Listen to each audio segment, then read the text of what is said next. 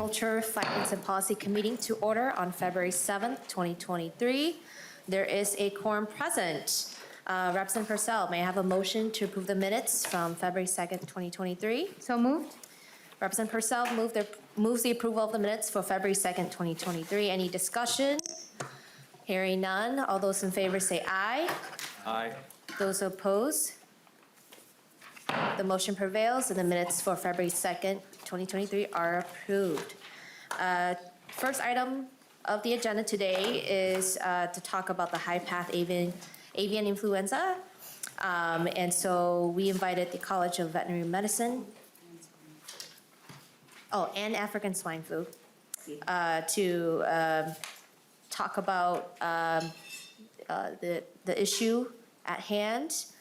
If Dr. Marie Culhane can make your way to the testifying table, and please feel free to identify yourself before the committee and you may proceed.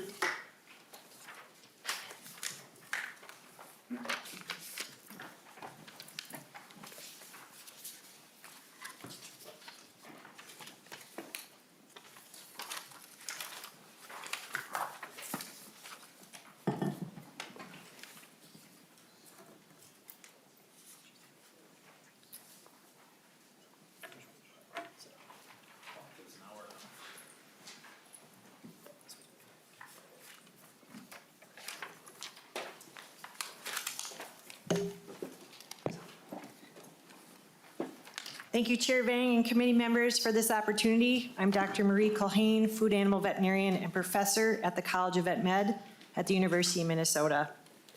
I'd like to provide some scientific background on highly pathogenic avian influenza, or HPAI, and African swine fever, ASF, and let you know how the U of M CVM helps Minnesota agriculture and the fight against these two diseases in particular, but also how we work together with Minnesota agriculture in general.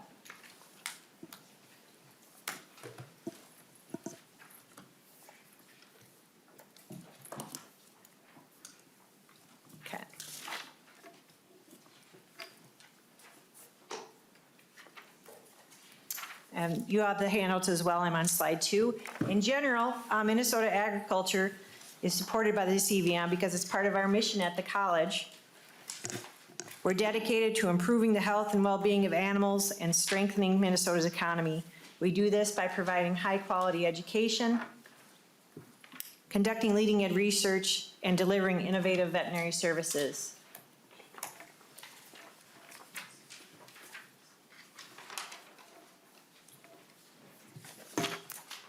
I'm on slide 3. We're here today because we share the common goals of preventing and controlling devastating diseases like high-path AI and ASF.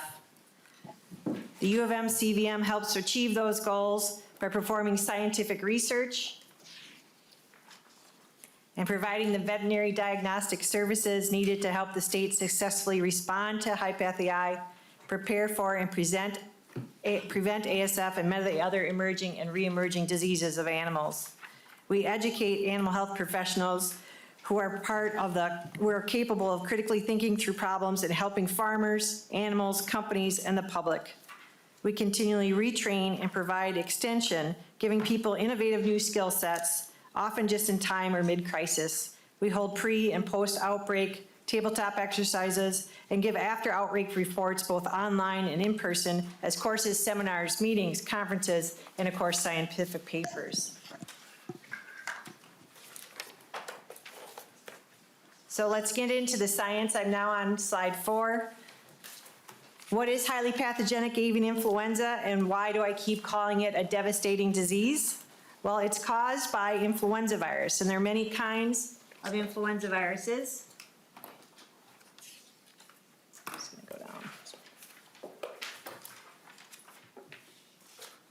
This is a slide with the chicken on it.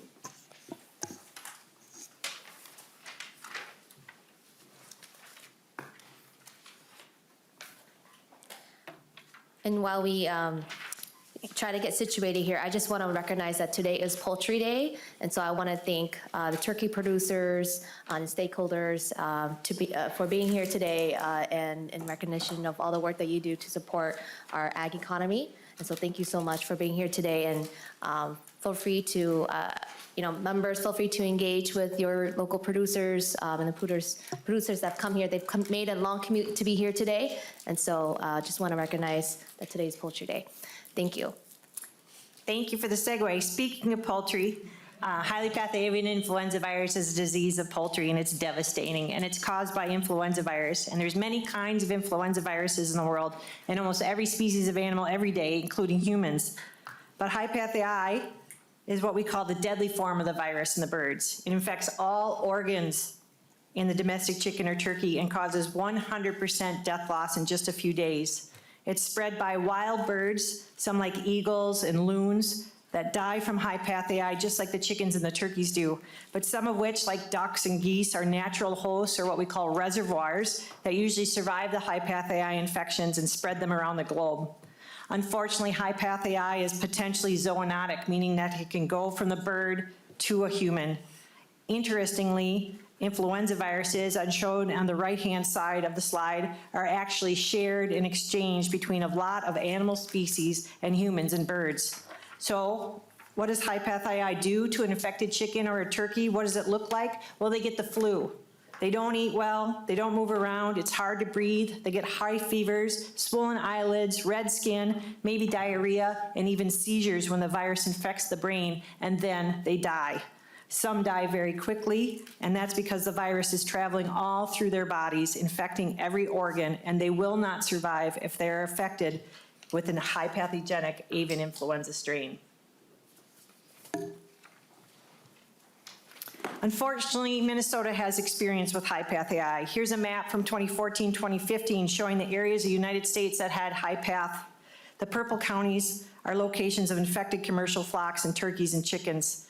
There's a lot of purple in Minnesota in 2014-2015, and the commercial poultry flocks that are so important to Minnesota's agriculture are our focus here today too.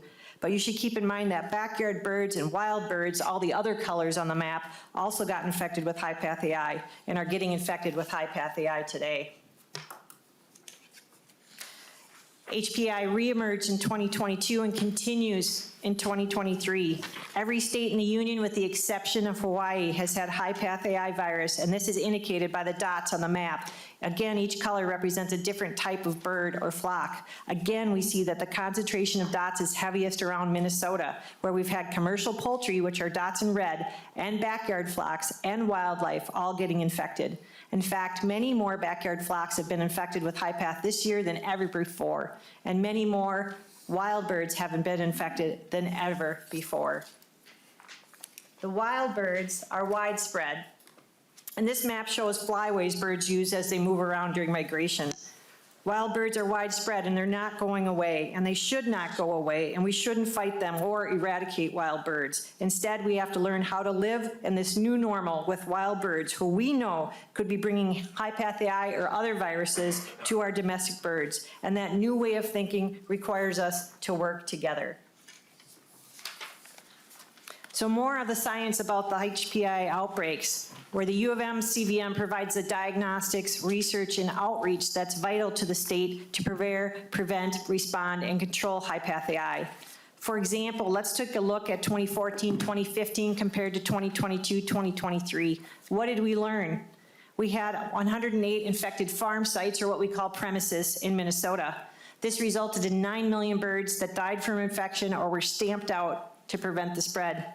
What's currently going on? As of January 18th in Minnesota, we have 110 infected farm sites. And now you're all saying, wait, you didn't learn a thing. You've got 2 more infected premises or farm sites. Well, let's look more closely at those numbers. Back in 2014-15, now in 2022-23, we have 79 commercial turkey premises, 2 commercial chicken premises, but there's 29 backyard flocks. So we went from 107 commercial poultry farm sites down to 81, and half as many birds died or were stamped out in high pathogenic in 2022-23 compared to 2014-2015. So how did we get to half as many birds involved? Well, we learned that it's very important for a veterinary diagnostic lab to be near the poultry industry to provide rapid detection. And so the Minnesota Poultry Testing Lab in Wilmer, a laboratory of the U of M, operates to meet that need. We also learned that if we don't detect infections rapidly, we have delays in removing infected birds. That delay results in farm-to-farm spread. But in 2022, 2023, we have less farm-to-farm spread. We have 5 million less birds dying because stamping out or removal of infected birds went really, really well in 2022. And that happened in Minnesota because the industry has been powered to do what they do best, which is to manage their poultry farms and handle their birds, because they know through the research and sharing of information with them that to control the outbreak, removing infected birds has to be done very quickly. But millions of domestic poultry dying and thousands of wild bird dying is not something to brag about. The virus is still causing problems because this outbreak is lasting so long, and that's because the virus has changed. It spreads to more types of birds and animals, and wild bird spread is more efficient in 2022. So we need to continue the research and teaching and outreach about this changing virus. Let's switch over to African swine fever. What is it? Well, it's a disease caused by a virus of pigs and only pigs. So only pigs can be infected with ASF. It's not a new zoonotic disease. It's not a food safety risk.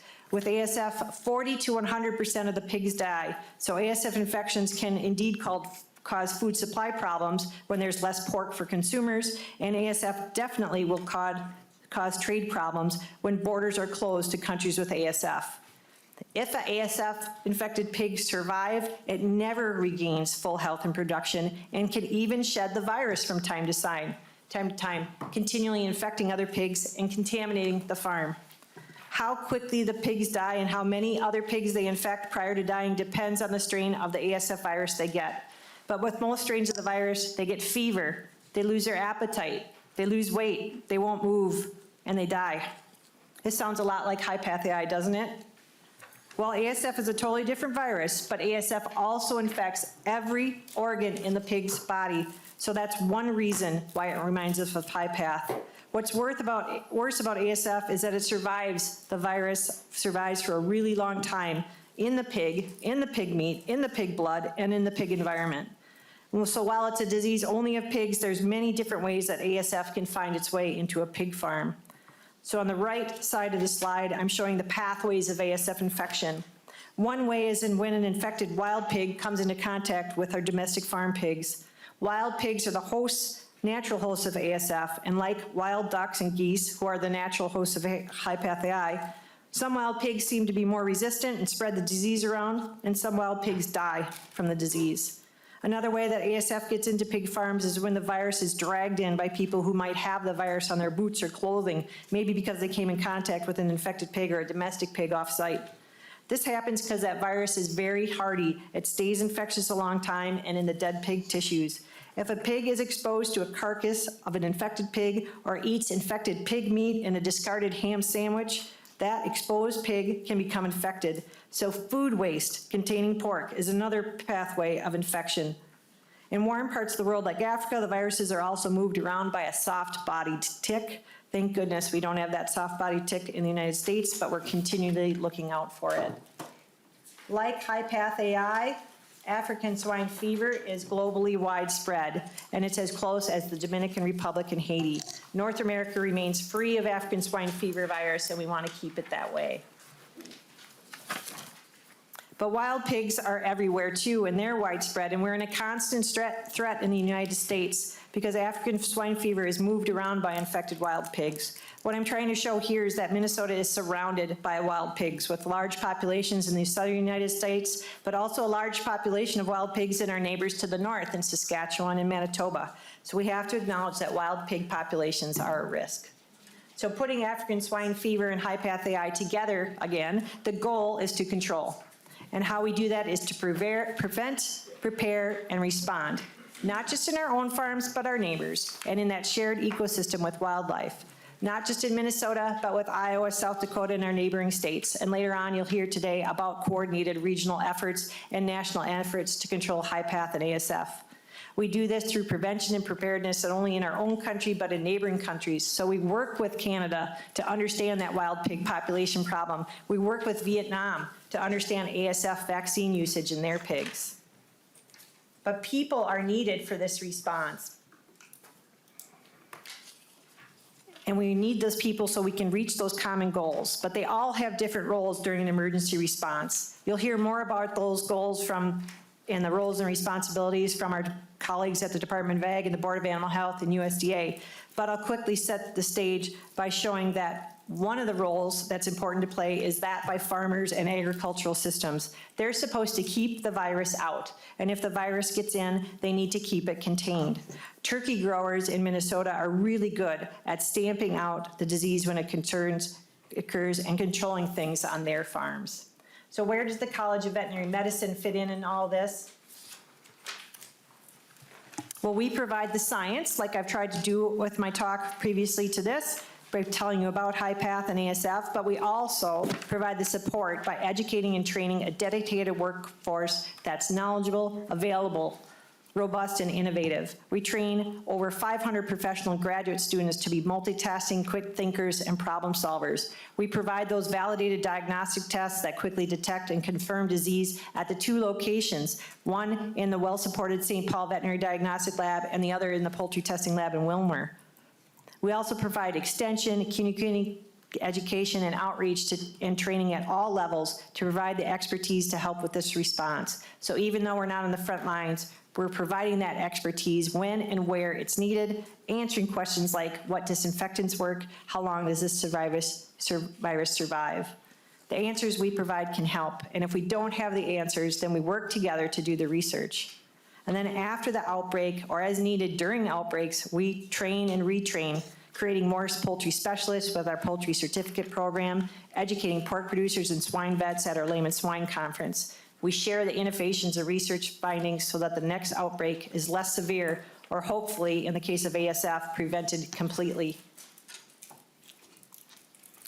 We need the research and innovations to help fortify ASF preparedness and prevention plans and to support the ongoing HPI response effort. This includes future research on vaccinations, both of which would be great for both diseases to limit the effects of disease, but they're not available yet. They're coming. And to be successfully at vaccinating, we need vaccines that can be mass applied with minimal additional workforce effort and few adverse effects. We need disease control plans that are scientifically based, and we need to build on our current knowledge of the viruses themselves, of the animals and birds we're trying to protect, and of human nature to make sure that we put in disease control plans that can be carried out by people. We take the research and training and outreach very seriously. We're committed to supporting Minnesota's animal industries and our partners at the Turkey Growers and Pork Board, helping them to take on their new roles in the response. We see our role at the CVM as really facilitating and promoting those public-private partnerships, finding the synergies there and getting the research findings and innovations into the hands of people that need them. So in conclusion, and I thank you for your patience, I would say that we're really ready for a new reality, even one that requires us to think differently about diseases and includes HiPath AI and the threat of emerging diseases like ASF. And we can be ready here in Minnesota because the U of M CVM is here to provide the research to understand these changing diseases, to educate and train and retrain a workforce, and provide those important services like diagnostic testing and outreach. With that, I'm grateful for your time. I appreciate your service on this committee, and I'd be happy to take any questions. Thank you, Dr. Kuhn, for your testimony and for providing that overview for members of the committee and the public today. Any questions from members? Dr. Kuhn, I have a question on the research and innovation slide. There's no page number, but is the college working on developing vaccines at the moment?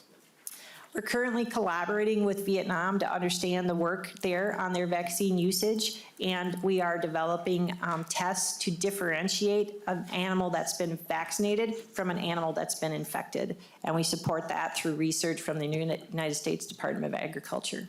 All right, thank you. Representative Tapke? Thank you, Chair Vang. I've got a couple of, I don't know when my microphone's not coming down, sorry, but a couple of things is that first, piggybacking what Chair Vang asked is if legislation were to happen to help with specifically these two issues, what kinds of things do you think would be best to be done? Is it just money for research? Is there that sort of capability within the U or where we're at right now? Because this is a really big issue. And then I'll hold my second question for next. Yeah, money for research is helpful. It's surprising how much research costs have gone up, and that when you're dealing with diseases, these high-impact diseases like HPI and ASF, you need different facilities, you need different capabilities. So I can't just go into my regular office and work on these things. I need to have special laboratories, or we need to have connections with other countries. And thankfully or unfortunately, the virus is in the Dominican Republic and Haiti. We could be traveling to those countries to learn about their viruses there. And so it's that increased travel and increased research capacity that would be supported nicely with additional funding. And then it's to continue to have the infrastructure so that not the state doesn't have to continually support the research, but if you have the infrastructure and the connections and you say, yes, I've worked with ASF, here's what I've done, then you can apply for the larger sources of funding from the USDA or the NIFA grants and say, here's my preliminary data that my state helped me determine. Now I'm ready to do big multi-year research. And so it's really a bridge to that sustainable research program. But what we really like to do is respond to the immediate needs of the poultry industry and the pork industry and do things rapidly on farm with them. Representative Psaki? Thank you, Chair Vang. And then my second question is specifically for high path avian influenza. There was a significant amount of outreach and public education kinds of things around that last summer as it pertained to backyard flocks and bird feeders and that type of thing. And a lot of it was very conflicting. Like didn't ever seem to be a single concerted effort for one message to everything. Like some people said it doesn't matter if you do anything, and some people said it did matter. So what is your position on that kind of thing, and what should people know? Yeah, it's nice to have a common message that it's clear to understand for the public, but we have to understand what a lot of people have different interests, right? So some people certainly we all put the health of humans above everybody else, but then some people would put the health of chickens above the health of eagles. And so there's those conflicting messages there. And so I think if we have a more concentrated effort and that we communicate together, we can get that out. My personal opinions may or may not be right. I did remove my bird feeders if you're concerned, but I also live on a pond. So I actually have ducks in my yard as well. So, but yeah, we need to have a consistent message, and that, I think that'll get better now that the information is out there and we can continue to build on that. Thank you. Representative Hansen? Thank you, Madam Chair. And what is the role, if any, of industry consolidation and concentration here? So we're in a very different place than we were 30 or 40 or 50 years ago with diversity of either the flock or the herd compared to what we have now. Right, so there's pros and cons to consolidation or integration. One of the pros would be common protocols, more support, more things that are being done the same within a system is what I prefer to call it. The other thing is, there's when you fall, it hurts. When you're really big and you fall, it hurts a lot. And so we have those large numbers that can go down. However, we, through consolidated agriculture and larger farms, are also more efficient, and we can supply food more cheaply through those big networks as well. So from a disease outpoint, that's the very thing we were talking about, is understanding how the disease moves in those large populations versus the small outdoor populations. Can we protect the indoor animals from wild animals? And we can do that effectively. Then can we move people in and out effectively as well? So there's that training that needs to happen. For the smaller farms, having a lot of farms in a lot of different places makes the response more difficult. So if we have to go to one large farm of 10,000 birds versus 10 small farms of 1,000 birds, we've got to spread out our resources that way. Representative Hansen? So then as we do concentrate, then it becomes too big to fail. And we have to respond as a state. We have to respond as a legislature to prevent. But I think that's where the partnerships are involved. So if you're too big to fail, or too small to break, or too big to fail, right?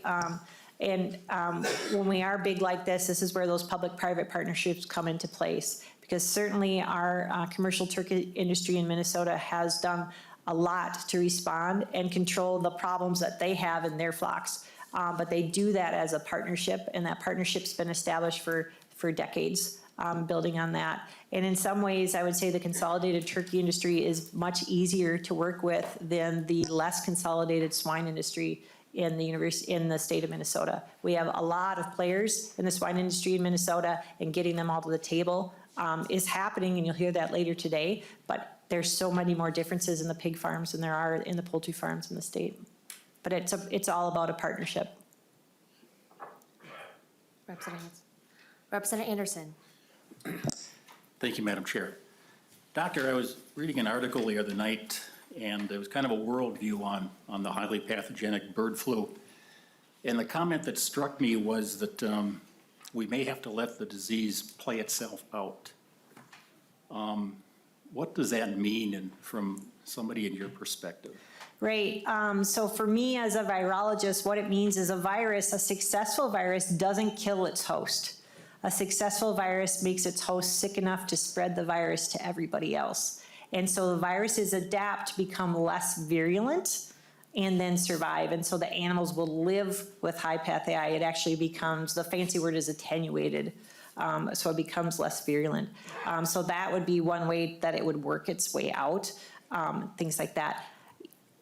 And some species will survive that as the virus adapts, and others will be gone forever. So I'm not a fan of that, but I know that we can't control wildlife. I can't predict where they're going to be tomorrow. I can't catch them and vaccinate them and things like that. So but what we can do is we can control the things that we can reach, which would be like turkey breeder hens. We could control them and vaccinate them, and we could protect people that are at high risk of getting zoonotic influenza, people that work in the farms or have compromised immune systems. But that's what it means to let the virus play itself out, see how it goes, see who survives. The virus will win. It'll just be a weaker virus. Representative Anderson. Thanks again, Madam Chair. One quick question, kind of following up on Representative Tamke's comment.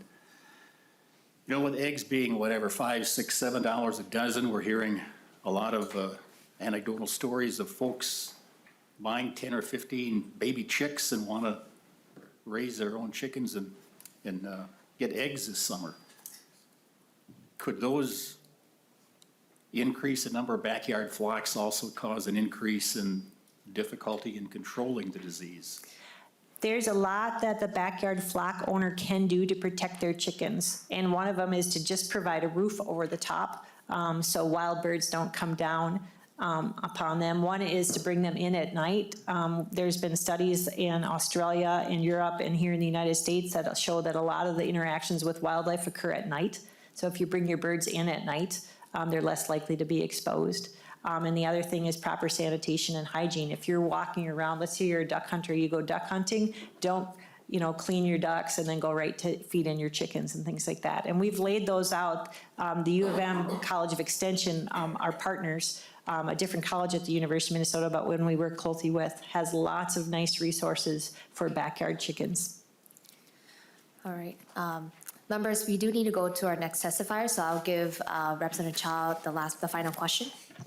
Thank you, Madam Chair. My question is regards to, you mentioned that you're working with the vaccine with Vietnam. Is that a particular reason Vietnam is one of your partner? Are they advanced in this area, or what is? Yeah, so the United States has had a long relationship with Vietnamese agriculture. And so Mr. Shorts will talk about this later, is that there's the Swine Health Information Center, which is funded by pork producers with their pork checkoff dollars. And they started the research that said Vietnam, a country that we have strong relationships with, has ASF. They actually have farms that look like our farms in the United States. Let's do research in Vietnam. And so they launched a research campaign to study things in Vietnam.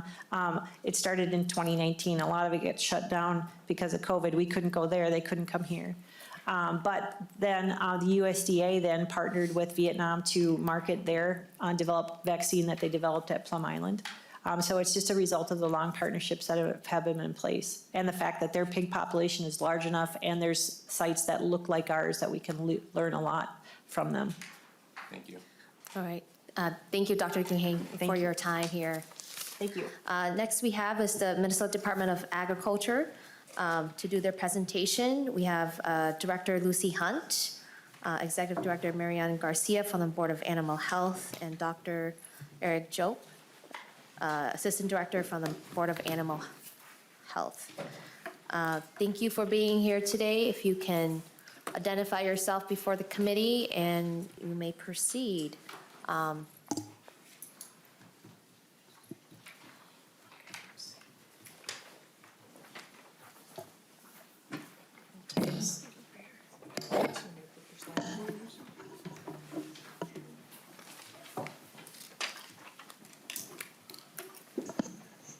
Good afternoon, Chair Vang and committee members. My name is Lucia Hunt. I'm the Director of the Office of Emergency Preparedness and Response at the Minnesota Department of Agriculture. The Minnesota Ag Incident Management Team, or the IMT, was established back in 2017 as we retooled our response format coming out of the highly pathogenic avian influenza outbreak of 2015. With around 80 members now, our goal is to be available to provide response services for all ag hazards. Situational awareness is the activity of staying abreast of threats. So we are part of the Emergency Preparedness and Response Committee, organized by the Homeland Security Emergency Management, where we share important ag updates with our state partners. In our first 5 years on the IMT, we have created a core leadership group. We have hosted several trainings and exercises for skills development and practiced response procedures on the 2022 HPAI incident and also the supply chain disruption to the swine industry back in 2020. Now, this image here from USDA gives you an idea of the scale of big responses like this. Foreign animal disease response is probably the most complex organizational structure we'll get into, so no one agency can handle it alone. In a multi-agency response, we use unified command so that each agency has input on the direction of the response is taking. The specialized knowledge, skills, and personnel that agencies bring is combined to better overall results. And in the case of foreign animal disease, our unified command here in Minnesota consists of the USDA, the MDA, and the Board of Animal Health. Now, the board is the lead agency over animal disease control, and the MDA has a broader mission to promote a profitable agricultural industry in Minnesota. An important bridge that we use is the Memorandum of Understanding to keep track of agency roles. Over the years, we have developed an excellent working relationship between our staff and have interactions throughout the year, whether in a response or not, to make sure that our activities are aligned. The MDA provides support to the response in the following ways. We provide training opportunities as well as necessary equipment and supplies to be ready.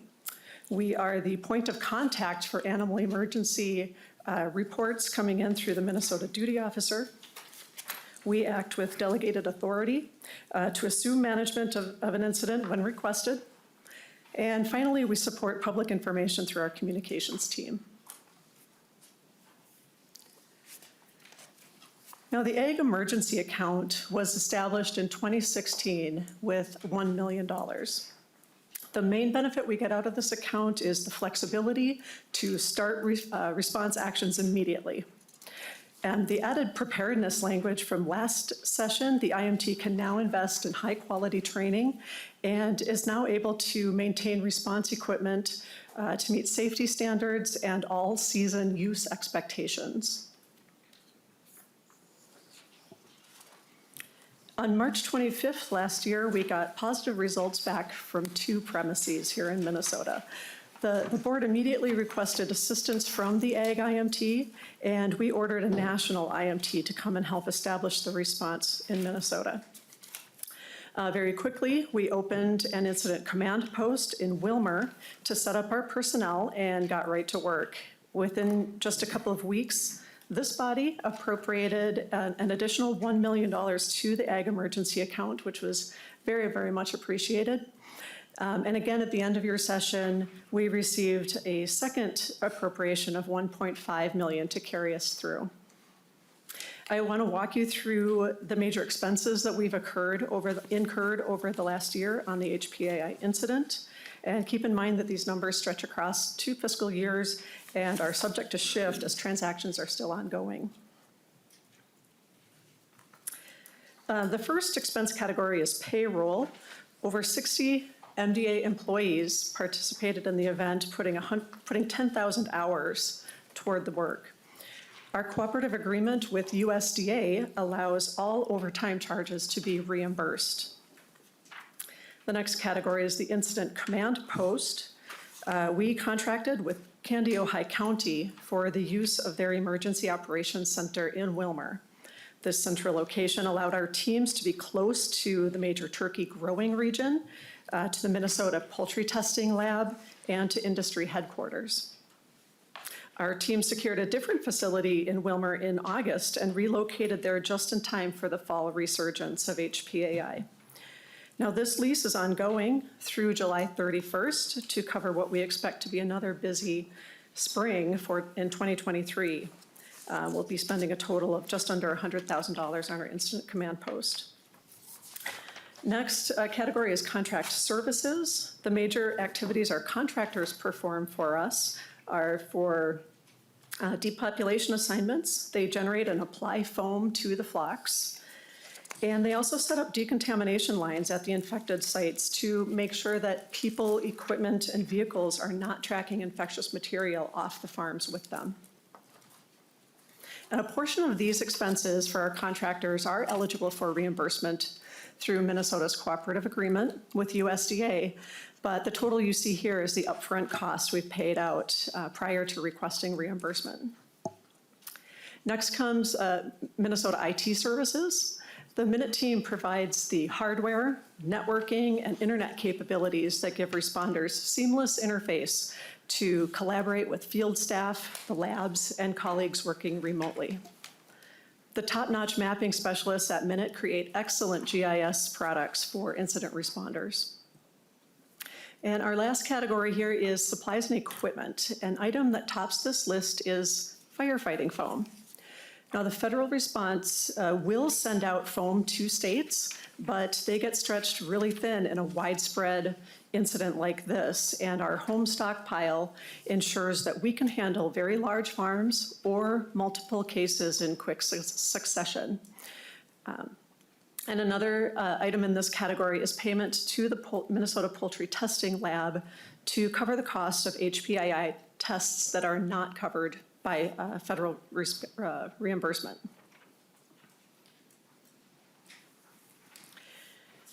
So this summary of HPAI expenditures shows both the state and federal money spent in Minnesota. The HPAI incident has spent $1.8 million over the last 11 months of the response, leaving us with $2.3 million in our Ag Emergency Account. And the cooperative agreement with USDA is worth $1.7 million.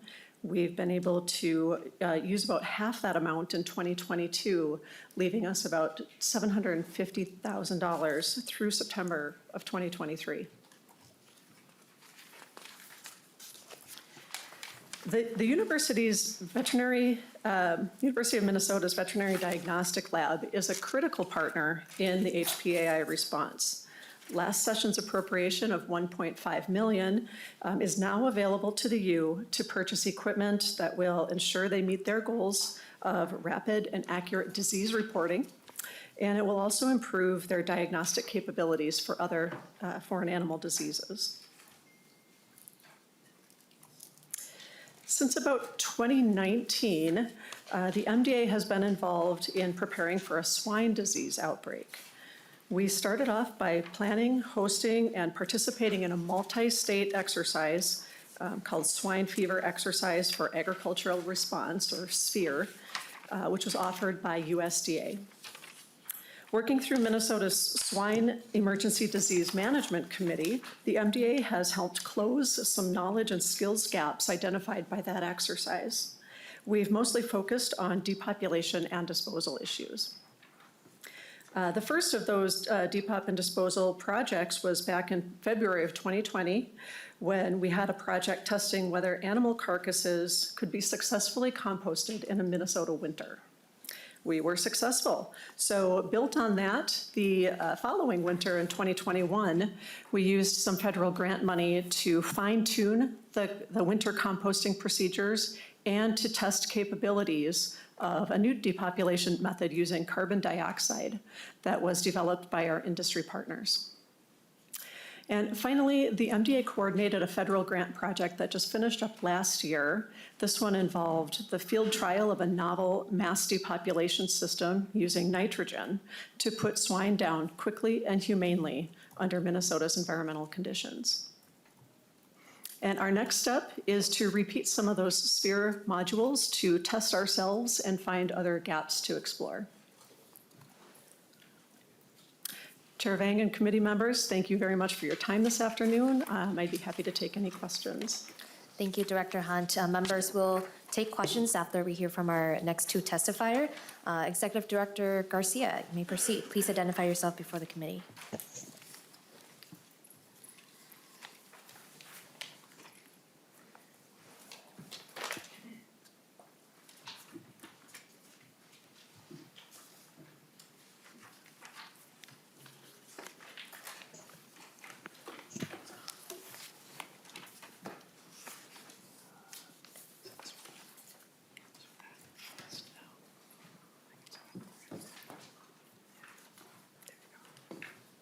Thank you very much.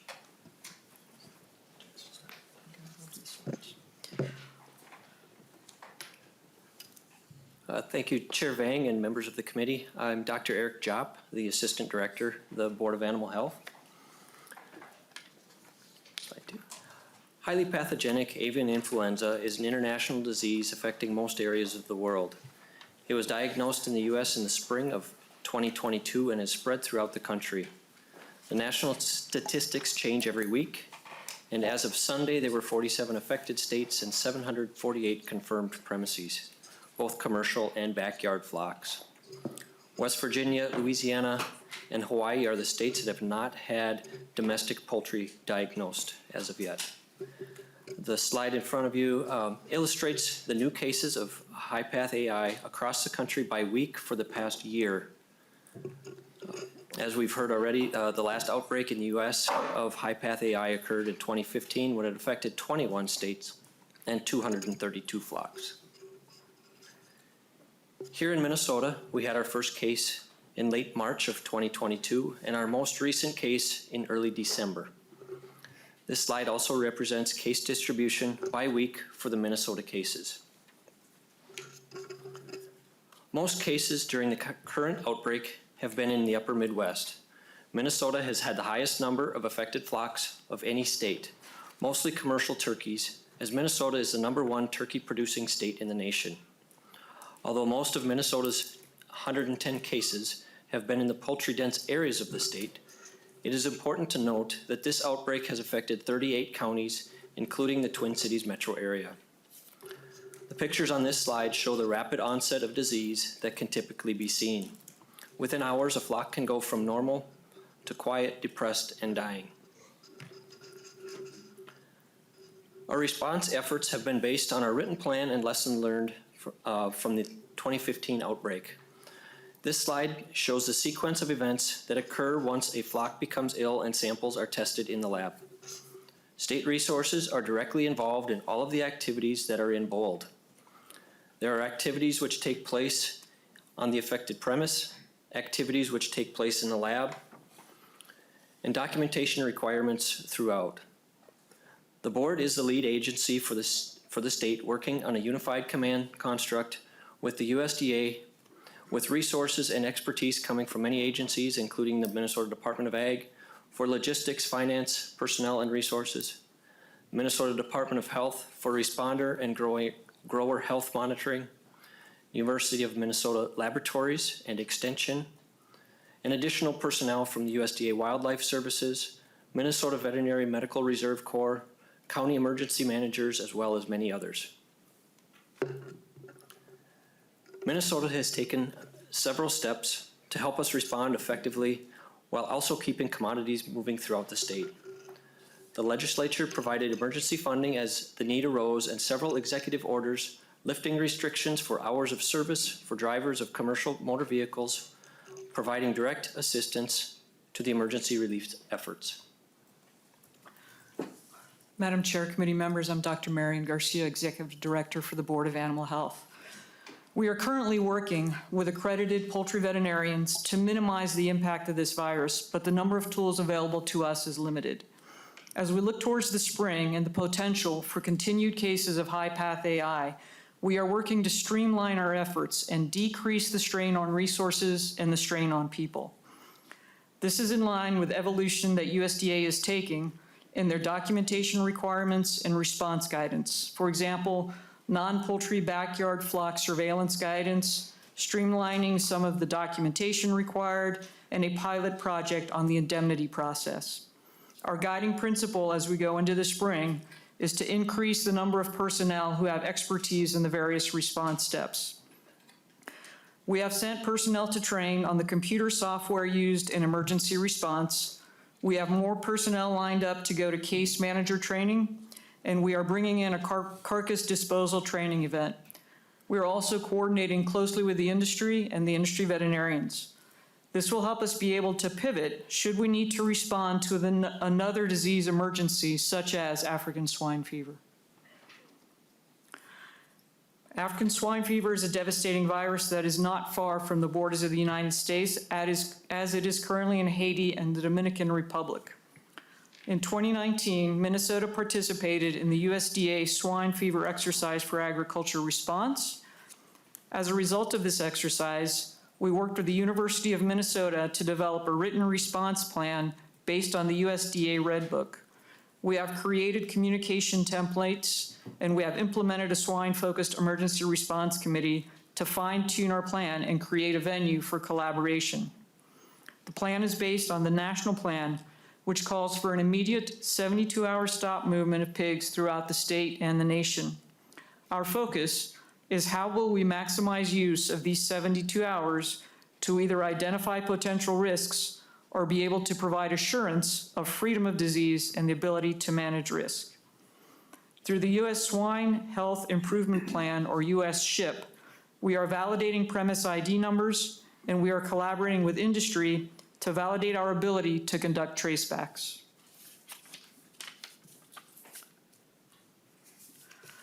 As with high-path AI, the method of dealing with an outbreak of African swine fever will be depopulation and disposal of positive herds. No vaccines or treatments are available. With our partners at the Minnesota Department of Ag, Minnesota has done several depopulation and disposal exercises. We are in the process of setting up a composting course that will include the poultry and the swine industry. Thank you for your time and attention to this important issue, and we'd be happy to take questions collectively. Great, thank you. Questions from the committee? All right. Well, we can thank you so much, Executive Director and Director Hunt, for being here today and for providing your testimony.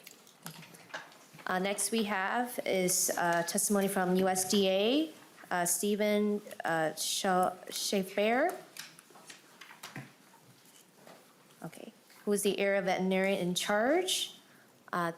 If you can please make your way to the testifying table, identify yourself before the committee, and you may proceed. Thank you for being here today.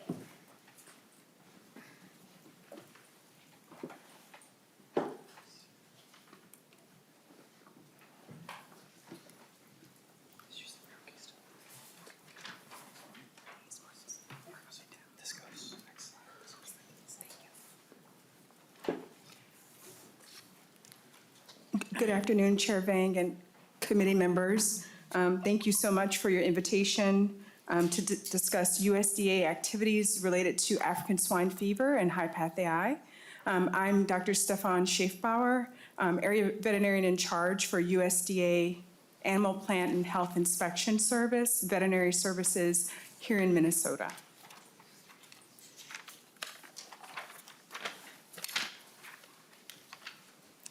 As my state partners and the university has already shared, to date, USDA's National Veterinary Services Laboratory has confirmed the presence of HPI in commercial and backyard flocks in 47 states, resulting in 748 confirmed flocks and 58.2 million birds affected.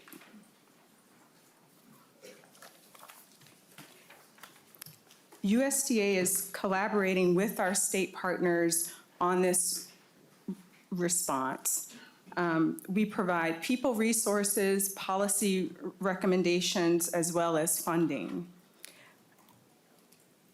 Since December 31st, 2022, USDA committed nearly $115 million to support Minnesota's response. Broken down, that was $93 million in indemnity, and that's payments to producers for birds that were depopulated, $16.9 million for depopulation, disposal, and virus elimination activities, $3.2 million in contracts and agreements, and $1.6 million for support of personnel and associated field costs. In comparison, USDA paid $67 million in indemnity during the 2015 response, and those numbers are specific for Minnesota. I really focused on sharing the numbers for the funding because I knew my state partners would share a lot of the activities that we've done. And so I don't, every activity that we work side by side with our state partners on this response. And so I didn't really add any additional slides related to that. I want to switch over to African swine fever. Here are the demographics for swine across the country. And so our domestic swine concentrated in the Midwest, some in the Southeast, feral swine in the southern portion of the US, and then zoos distributed pretty evenly across the country. That ends up being 74 million hogs and pigs domestically. We have 7 million feral swine and about 205 suiteds in zoos.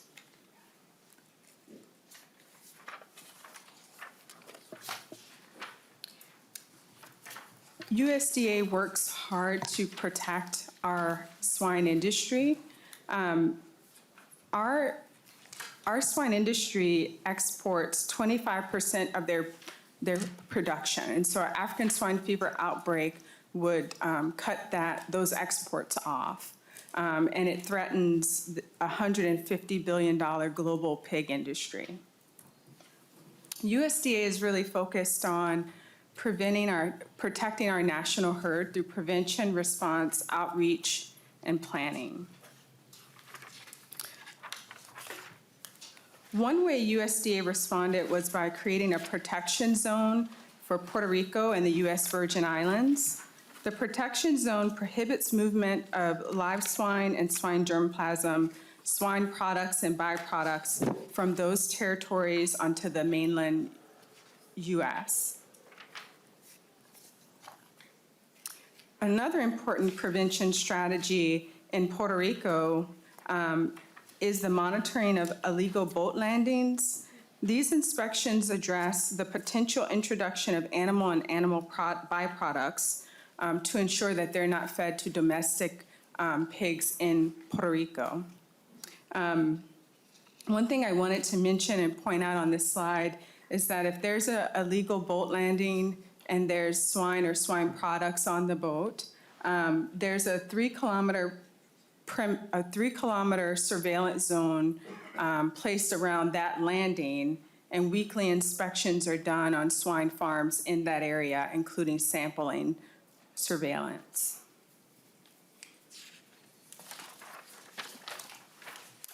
Additional strategies include both internal and external barriers to entry. Internal to the U.S., We have garbage feeding restrictions under the Swine Health Protection Act. We also monitor ethnic markets for illegal swine products. And also, it's a way for us to find if there's additional garbage feeders that pick up food waste from these markets. External to the US, we have restrictions on international garbage and restrictions on live swine and swine products. We also partner with Customs and Border Patrol for passenger screening and confiscation of animal products. Lastly, I want to talk about our three-prong approach to monitoring. USDA has a swine hemorrhagic disease targeted surveillance program. This program has multiple streams for testing. One of our most important streams is sick pigs submitted to diagnostic labs.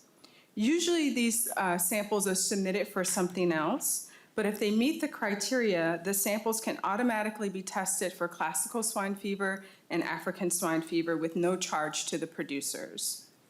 We also test pigs condemned at slaughter plants that meet the criteria, along with sick or dead pigs at livestock markets or buying stations.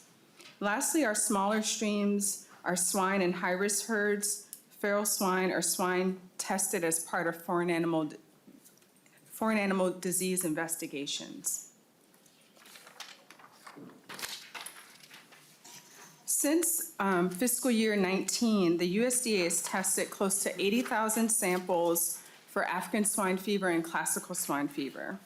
On this chart, I'd like to point out a few of our testing streams. One being the orange bar, which is pretty steady at the bottom. Those are foreign animal disease investigations. And so those have been steady throughout the years. Our accredited veterinarians haven't been seeing any more strange activity to call out our foreign animal disease diagnosticians, which are both state and federal veterinarians.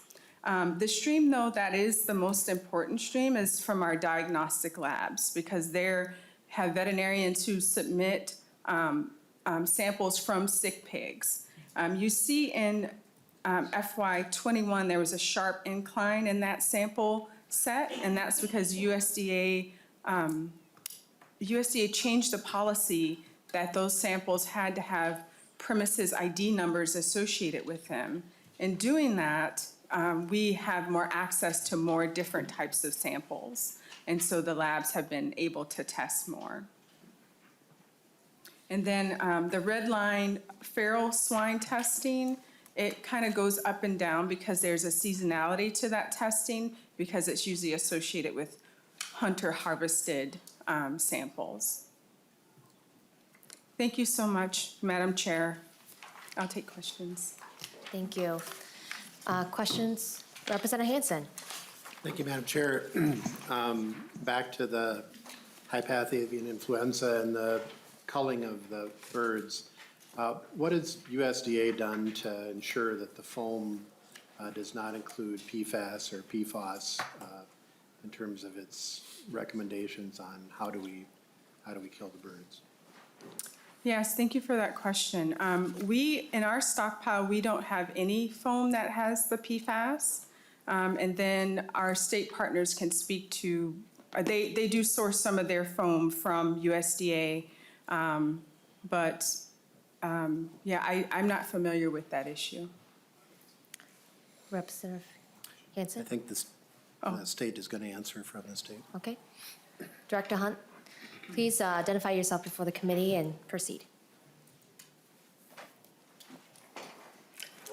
Thank you, Madam Chair, Representative Hansen. The PFAS question has been quite ongoing with the foam. The foam that we use for the turkey depopulations is considered what they call Class A foam. It's low expansion foam, and none of the Class A foams are manufactured or contain PFOS products. It's the Class B foams that we are more concerned about. So the federal stockpile and state stockpile are free of those materials. Representative Hansen? Thank you. And then a question on the feral hogs, and, you know, in Minnesota, we have some hogs that have gone wild, so they're not the Eurasian boar, but pigs that have got loose and and I think we've been unsuccessful in eradicating them. So how do we deal, you know, I know in the South we have wild boar that's got loose, but how do we deal with essentially released pigs or pigs that have got out and are going wild? I will do my best speaking to this. It's not, so USDA, when it comes to feral pigs, our Wildlife Services agency deals with that.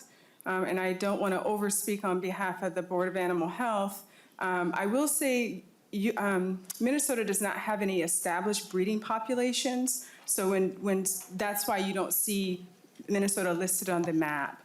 I don't know if it might be more appropriate for Dr. Garcia to speak to the feral pig, or not feral pigs, because we don't have those, but wild pigs or loose pigs. Madam Chair, committee members, Dr. Garcia again, Board of Animal Health. So occasionally it is true that some pigs may become loose. We have a cooperative working relationship with the Department of Natural Resources and local law enforcement. So when we get a notification that a pig has somehow gotten loose, usually it's a backyard producer, not a commercial producer, then we will work closely with local law enforcement to have those animals taken care of. Representative Hansen? It's my understanding we have some loose now that have been loose for a while. With the presentation, the fear would be that they become a reservoir for disease, because you'd have the contact potentially with people or in the environment where if African swine fever did get established there, then that could be a pretty strong vector if they're running wild. So I think we've raised before, I think we need to raise again, dealing with this on a 3-agency resolution. Happy to work with the other side of the aisle on this, because I'm concerned about that impact. Dr. Garcia, response? Understand your concern, Representative Hansen. As you said, there are several agencies involved in this, and we will absolutely continue to work towards a resolution. All right. Further question? Representative Anderson? Thank you, Madam Chair. Question for Dr. Schaefbauer, and this is just a hypothetical. If a single case of African swine fever were discovered somewhere in this country, would that put a total ban on our export of pork? Thank you for that question. With most of our disease responses, USDA works really hard to prove initially through our policy and our work with our trading partners, with most of our diseases, we're able to do what we call regionalization. And so with the poultry industry, we've worked really hard over the years to prove to our trading partners that we're able to regionalize, compartmentalize diseases related to poultry.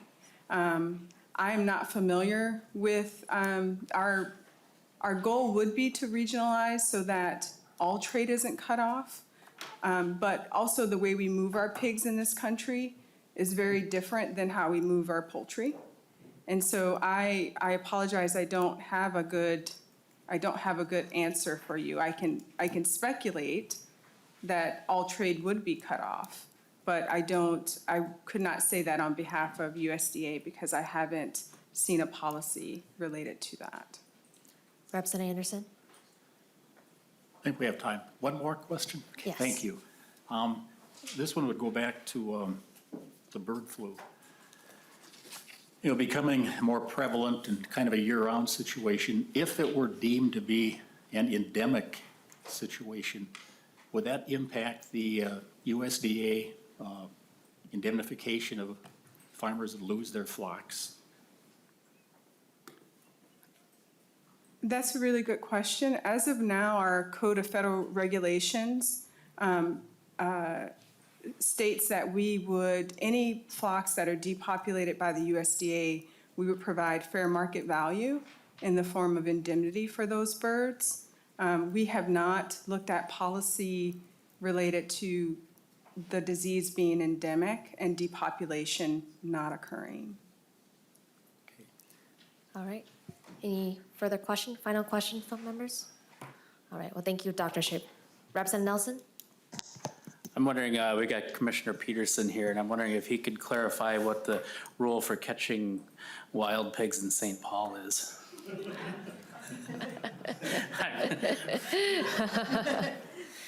Thank you for the question, Representative Nelson. Thank you, Stefan, for being here today and testifying on behalf of USDA. Thank you. Next, we have testifiers from the poultry industry. Jess Westbrook, President from the Minnesota Turkey Growers Association. If you can make your way to the testifying table and identify yourself before the committee. Thank you for being here today. And also, we have Dr. Michelle Crum as well. Hi, good afternoon. My name is Jessica Westbrook, and I am a third-generation turkey farmer from the Melrose, Minnesota area. In addition to growing turkeys with my family in Stearns County, we also have a bedding company. We run a feed mill, and we process approximately 1.6 million turkeys a year through our family business, and we process in Marshall, Minnesota. I also currently serve as the president of the Minnesota Turkey Growers Association. As I'm sure you are all aware, Minnesota ranks first in the nation for turkey production with roughly 670 turkey farms throughout the state. Minnesota's turkey industry is proud of its multi-generation farming families, innovative processing sector, and expansive supporting industries.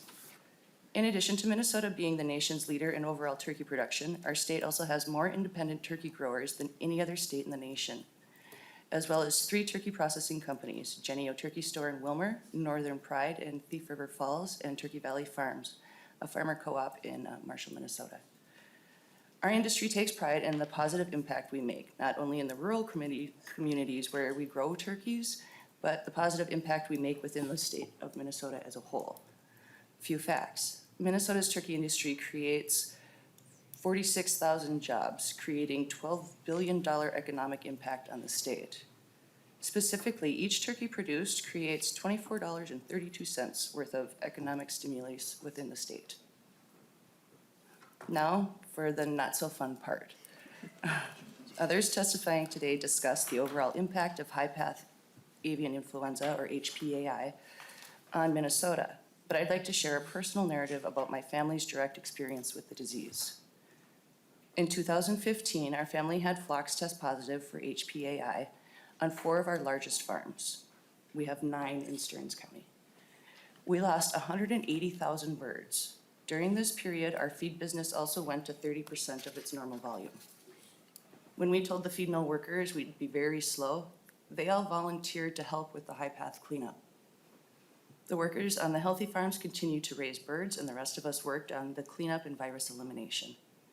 With everyone working together, we were able to keep spirits up. And my dad, who's my boss, has a strong faith and would always say, if you're worried, pray, and if you pray, why worry? In 2022, our family had flocks test positive in early April and lost 94,500 birds on 2 farms. I found my experience in 2022 to be much smoother and more efficient than in 2015. I think as a whole, we learned a lot, in part due to my experience and in part due to the process just being better all around. Many people spend a lot of time and energy advocating and changing policies for the boots on the ground to streamline response, and we are very thankful for that. While the permitting process to move birds in and out of control zones is still very burdensome for the farmer, especially when we have sick animals we want to tend to, the whole process was better communicated and executed in 2022. Time will tell if 2023 will be a repeat. Thank you very much for your time. I'll answer any questions. Thank you for your testimony. I appreciate you being here today. Dr. Michelle, please identify before the committee and you may proceed. Good afternoon, Chair Vang. Committee members, thank you very much for the time on behalf of the Minnesota Turkey Growers Association. My name is Michelle Crom. I'm a board-certified poultry veterinarian with masters in public health and avian medicine. I started my career in 2007 and served as a staff veterinarian for Jennie-O Turkey Store for a number of years, eventually becoming vice president of animal health and welfare for Jennie-O Turkey Store as well as Hormel Foods. And I left just over a year ago. And unfortunately for the Turkey Growers Association, they provided a nice landing spot for me, and I currently serve as a scientific affairs advisor for MTGA. Last spring, however, our association was operating without an executive director. And so in the face of what was starting to look like a repeat of the highly pathogenic avian influenza outbreak from 2015, I was asked to help support the organization. In my role, my job was primarily to facilitate the flow of communication from the industry to the incident command group, both led by Lucy Hunt and others throughout the outbreak. As you've heard from previous testimony given by our partners, we are very fortunate to have collaboration across agencies, the Department of Ag, the Board of Animal Health, the Minnesota Department of Health, between state and federal responders, as testament to Dr. Schaefbauer being here today, but for our members, most importantly, between industry and response agencies overall. During the course of the outbreak, our industry veterinarians, including myself, met with incident command members routinely as the response required. This was anywhere from 3 times a week down to once a week. And it was during these meetings that response priorities were set, feedback regarding critical response activities was given, composting-related issues, depopulation-related issues, as well as communication needs that were identified to ensure the right stakeholders had the right information at the right time. When individual farms become positive, it's not only highly impactful for that farm, as Jess has mentioned, but there's also implications for the larger neighborhood, as well as international trade implications. To reduce the risk for additional spread occurring in the neighborhood, several measures are typically put into place, as restricting the movement of birds and bird-associated materials, additional biosecurity steps in the form of auditing, as Jess had mentioned in her comments, as well as a lot of additional testing to try to catch any additional cases sooner rather than later. Once a positive farm completes its initial round of cleaning, then there's a whole process to release that zone, which also requires a large amounts of communication.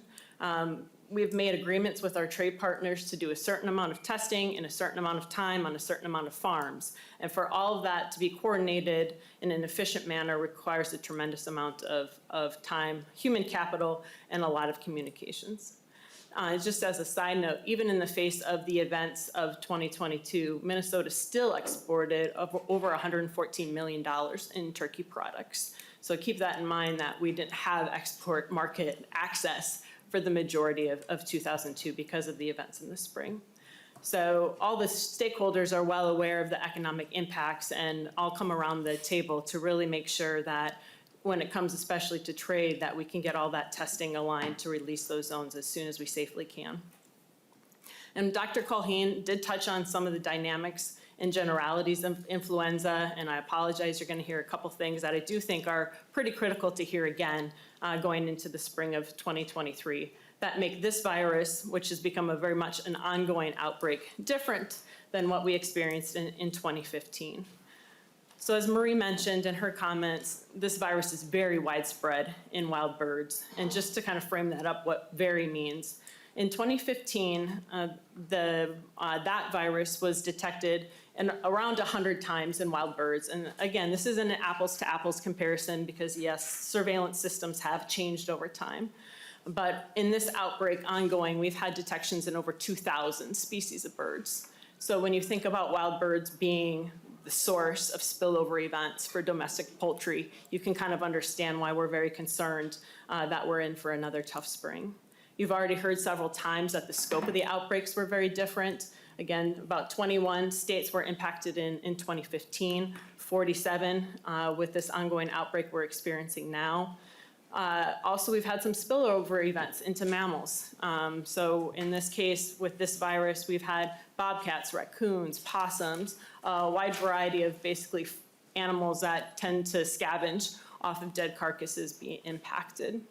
So I just share those things not to be a Debbie Downer towards the end of the committee hearing, but just to frame up what the new reality is, not just for our industry, but also for our regulatory agencies that most likely are going to have to answer a call that potentially is coming this spring. So while the outbreak started in 2022, brought many new challenges for Minnesota's turkey producers, again, we are very grateful to have the support of MDA, the Board of Animal Health, MDH, the Poultry Testing Lab, and the Veterinary Diagnostic Lab, and we're tremendously appreciative of all the hard work of those folks as they supported us in 2022, and appreciate all the funding to make that happen from the committee. Thank you, and we'll take some questions if you have any. Thank you. Questions from the committee? All right. Well, thank you so much, President Westbrook and Dr. Michelle, for being here today and for providing us very sobering testimony for us. Thank you. Next, we have, do we have any further testifiers from the poultry industry? Okay. Well, next, our final testifier are from the pork industry. Mark Schwartz from the Schwartz Farm. If you can make your way through the testifying table, and please identify yourself before the committee. Thank you for being here today.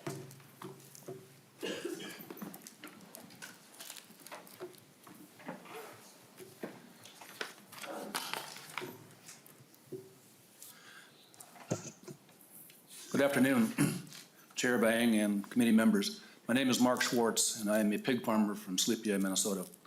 It's an honor to be here today to provide some background information on what pig farmers are doing for preparedness and response plans for foreign animal diseases, specifically African swine fever, or ASF. To understand the risks associated with ASF, it may be helpful to understand Minnesota's place in pig farming and pork production. There are more than 3,000 family pig farms in Minnesota, and as a state, we raise and market about 16 to 17 million pigs annually. Minnesota is the second largest pork producing state in the U.S., and as an industry, we employ more than 20,000 people, both on farms and in supporting and associated industries, including feed manufacturing, delivery, pig transport, and processing. The pork industry is diverse in the types of production practices, its scale, and the markets to which our pigs are supplied. However, a foreign animal disease such as ASF would have far-reaching impacts on the farmers, the employees, the families, the communities, and would be felt indiscriminately, whether a pig farm raised 3,000 or 300,000 pigs. Pig farmers are acutely aware of the serious and imminent threat of an ASF outbreak. For the first time since 1982, ASF is in the Western Hemisphere in the Dominican Republic and Haiti, less than 1,000 miles from the continental United States. As you've heard from Drs. Culhane and Schaefbauer, there are multiple transmission pathways that could introduce ASF into the U.S., including wild pig populations, contaminated feed ingredients, contaminated food waste, and multiple human pathways, all worthy of our consideration and investment in prevention, protection, and detection. There has been and continues to be substantial investment, coordination, and cooperation among farmers, animal health officials, supporting industries, veterinarians, the state and federal government agencies, and international agencies to develop preparedness and response plans for disease outbreaks. With direct producer investment through the National Pork Board, the Swine Health Information Center, which was founded in 2015, directs and coordinates global health disease monitoring programs, targeted research of testing methods, and response strategies, including rapid response plans that aim to better prepare and respond to known or emerging swine diseases. The U.S. Swine Health Improvement Plan, inaugurated in August of 2021, is a coordinated partnership between pig farmers, the state, and federal governments. Through the U.S. Swine Health Improvement Plan, producers, state animal health organizations, and the USDA are working together to enhance biosecurity standards and establish standardized, coordinated means of traceability and surveillance. All production types and scales of producer are represented and collaborating on national plans focusing on those three legs of the program: biosecurity, traceability, and surveillance. Biosecurity is not a new concept to pig farms or pig farmers. We take great pride and care to protect our animals from possible exposure to disease-causing pathogens through practices including washing and disinfecting transport trailers that move the pigs from site to site and to market, showering before entering the breeding herd facilities and showering back out, having dedicated clothing at the production facilities, having required downtime between visits from among populations of pigs, and implementing holding times for supplies and products entering into the farms. And in the last 10 to 15 years, filtering of the air, incoming air into the breeding herds to reduce the incidence of aerosol transmission of a virus. While biosecurity practices require additional facilities such as truck washes and filtration systems and employee training and compliance and oversight, this adds cost and complexity to raising a pig. But we know it's foundational in the step in preserving the health of our animals. Traceability is another key step as we think about how we will respond to an outbreak. Pig farming creates a complex web of connection points among the breeding herds, the nurseries and finishing barns, and points of sale. Technologies such as AgView, which provides pig movement data to state and federal officials in the event of a foreign animal disease outbreak, was developed under the direction of the National Pork Board and again funded directly by producers. However, there's still opportunity to better enable end-to-end traceability of pigs as they move between farms, markets, and eventually into pork products in retail and food service. Traceability will be especially important because of the interconnectedness of Minnesota's pork industry with our neighboring states and Canadian provinces. A well-coordinated and effective means of communication among these state and federal agencies regarding animal and product movements will be essential to quickly gain an understanding of the scope and reach of the outbreak. Disease surveillance at multiple levels is also critical. As you've heard from previous comments, ASF is a very stable virus, and the nature of the latent and incubation periods of ASF-infected pigs make early and accurate detection essential to an effective response. The work directed by and funded through the Swine Health Information Center, as well as the formation of the U.S. Swine Health Improvement Plan, along with the efforts of the state animal health organizations, the land-grant universities, and the USDA, continue to develop further testing options and surveillance mechanisms that will allow the industry to respond quickly and effectively in the event of an outbreak. If or when ASF is detected in the U.S., farmers and consumers alike would quickly feel the effect. There would likely be substantial supply chain disruptions as we work to contain and stamp out the disease. This would create considerable uncertainty in the domestic marketplace, and if ASF were detected in the U.S., our ability to export pork would be shut down immediately. The U.S. exports between 25 and 30% of our production annually, and without those markets, the value of our pigs would drop dramatically. Dr. Dermot Hayes, an economist at Iowa State University, has done extensive analyses to quantify the economic impact of an ASF outbreak. His 2020 study showed that a hypothetical outbreak of ASF would cost the U.S. industry more than $50 billion over the first 10 years. In addition, the ripple effect of an outbreak of ASF and the lost value of other products such as corn and soybeans produced by those producers, milk, beef, and poultry would be devastating to those ag sectors as well. If there were to be a foreign animal disease outbreak, we know that the social, emotional, and economic toll on our people, our employees, our families, our communities would be significant. I witnessed firsthand during the COVID-19 plant closures in April, May, June of 20, and the effect on the employees and our communities. As difficult as that time was for all, with the uncertainty and the inability to know if or when things would get back to normal in marketing and moving of our animals, an ASF outbreak and its impact on the farmers, the employees, the communities, that would make the events of the spring of 2020 pale in comparison. Due to the gravity of a potential ASF outbreak, I'm sure you as committee members can understand why we have continued to ask for your support for critical response strategies at the state level. Those include recent investments in technology, facilities, and the people at the University of Minnesota's Veterinary Diagnostic Laboratory, replenishing funds for the Agriculture Emergency Fund, and additional funding for disease preparedness and response planning at the Minnesota Department of Agriculture. Furthermore, coordination and convening done by a highly capable and responsive state veterinarian and Board of Animal Health is and will be essential to an effective animal disease response. African swine fever is a clear and present danger to the health of the North American swine herd. Farmers and the government agencies must remain vigilant while we continue to prepare our farms and our people for a potential outbreak situation. We've seen the devastating impact of ASF and what that can do in countries where they do not have proper plans and tools in place. It takes coordination and cooperation by many parties, and we as pig farmers will continue to engage and lead in this area, as it is in the best interests of our animals, our people, our communities, and our food system. Thank you for your time and your kind attention. I'm happy to answer any questions. Thank you. Questions from the committee?